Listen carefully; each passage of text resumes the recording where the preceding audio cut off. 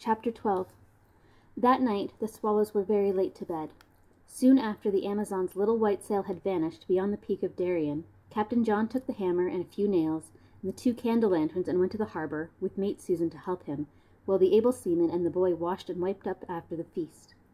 "You know what they say about the harbor being marked," said John, showing Susan the stump with the white cross on it. "Well, this is one of the marks, and the other is that tree with the fork in it, and a bit of bark gone just below the fork. Those Amazons can come into the harbor without bothering about the rocks by keeping those 2 in line. Captain Nancy did it to show me. It's quite simple when you know how, but in real harbor there are lights on marks like that, so the ships can find their way in the dark. I'm going to make the marks into leading lights so that we can make night attacks on the Amazon, then find our way back, however dark it is." He drove a nail into the middle of the white cross on the stump and hung one of the lanterns on it. Then he and Susan went to the foot of the forked tree. The fork was high above their reach. "Are you going to climb up and put a lantern in the fork?" asked Susan. "No, Mr. Mate. It's no good doing that, for only then you and I would be able to climb up and light it. We must have it somewhere where we can all light it." "Except Roger," said the mate. "He isn't allowed to use matches." "That's true," said Captain John. "We needn't make it lower than the highest Titty can reach, but if we make it too low it will be no good. We must be able to see it above the bushes. You go down to the harbor and stand behind the stump and as near to the water as you can." Susan went back and stood behind the stump, which was about 10 yards from the water's edge. She stood on the edge of the water. "Can you see the fork of the tree?" John called out to her. "Yes," said Susan. He put his hand on the trunk of the forked tree as high as he could reach. "Can you see my hand?" "Yes." "Can you still see it?" He moved his hand slowly down the trunk of the tree. "Now I can't," said Susan. He raised it a few inches. "I can see it now," said Susan. "Blow your whistle for Titty," said Captain John, and mate Susan blew her whistle. Titty and Roger came running.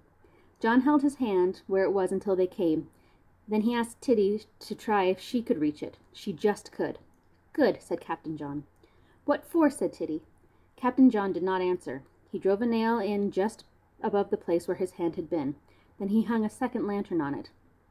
"Now see if you can open the lantern." Able Seaman Titty stood on tiptoe and opened the lantern. "But what's it for?" she asked. "You'll see as soon as it's dark," said Captain John. "I can't reach it," said Roger after trying. "You won't have to," said Captain John. "Not until you're allowed to use matches," said the mate. "By then you'll be tall enough." As soon as it began to grow dark, the whole crew of Swallow were at the harbor again. John gave the able seaman the matches, and she lit both lanterns while the boy watched. All 4 of them embarked.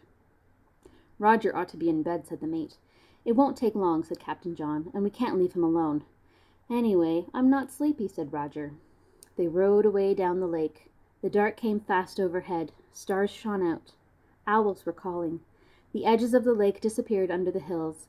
They could see the outline of the hills, great black masses, pressing up into the starry sky. Then clouds came up over the stars, and they couldn't even see where the hills ended and the sky began. Suddenly, high in the darkness, they saw a flicker and a bright flame.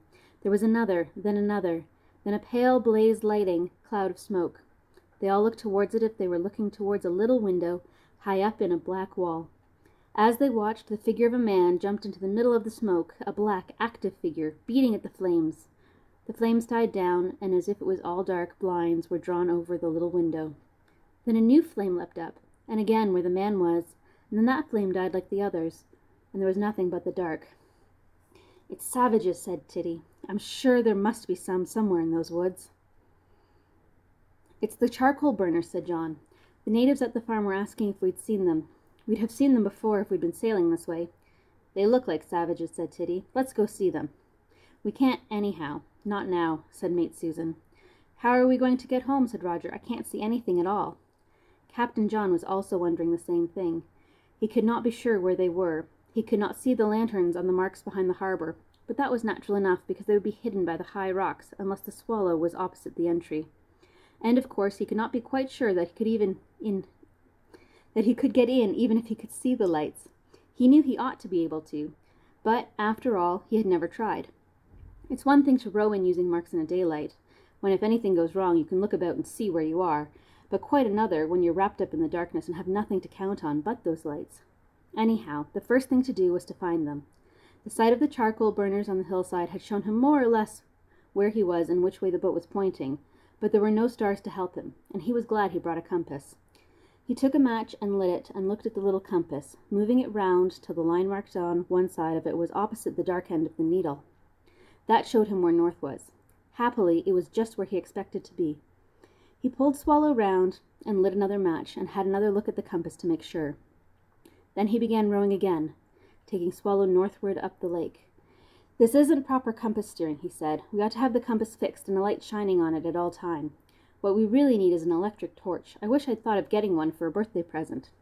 Anyhow, all hands keep a lookout and sing out, anybody, as soon as our lanterns show." A minute or two later, Titty saw them flickering among the trees, then disappearing again as they were hidden by the big rock south of the island. John padded slowly on. "There they are again," said Susan. "Closer together," said Titty. John turned around from his rowing and had a good look at the two small stars twinkling over the water. "Right," he said, then remembering Captain Nancy. "Now I'm going to do nothing but row if you'll keep your eyes on the light." "We can't see anything else anyhow," said Titty. "Are they still close together?" asked John. "Fairly close," said Susan. "Which light is which side of which?" said John. "What?" said Susan. "Where is the top light?" asked Captain John. "A bit to the left of the low one," said Susan. John pulled a stroke or two, pulling a little harder with his right. "Sing out as soon as it's just above it." "It's above it now." "No, it's a bit to the right of it." John pulled his left. "Above it." "Tell me the moment it is to one side or the other." He rowed on. Mate Susan, Abel and Titty, and the boy Roger watched the lights and sang out the moment the top one showed a little to the left or the right of the lower. With so many lookout men, Captain John might have been content, but just once he looked round for himself and saw the two lights one above the other, like the stop called a colon, which I'm just going to make. There, like that. At last John just gazed at the rock with his starboard oar. "We must be close now," he said. "I'm going to scull over the stern." "The lights are exactly above one another," said Susan. John had shipped his oars and was now sculling over the stern. Susan and Titty had wriggled out of the way. The boat moved on in the darkness. "The lights are quite close to us," said Roger. As he said, there was a gentle scrunch, as the Swallow's nose touched softly the pebbly beach of the little harbor. Captain John had used the leading lights for the first time, and he made his harbor in pitch dark. "That's going to win us the war with the Amazons," he said with great delight. "The one thing they think we can't do, and we can. They think they're safe from us at night." They scrambled ashore and unhooked the lanterns from the nails, moored Swallow by the lantern light, and the lantern light found their way through the brambles and bushes back to the camp.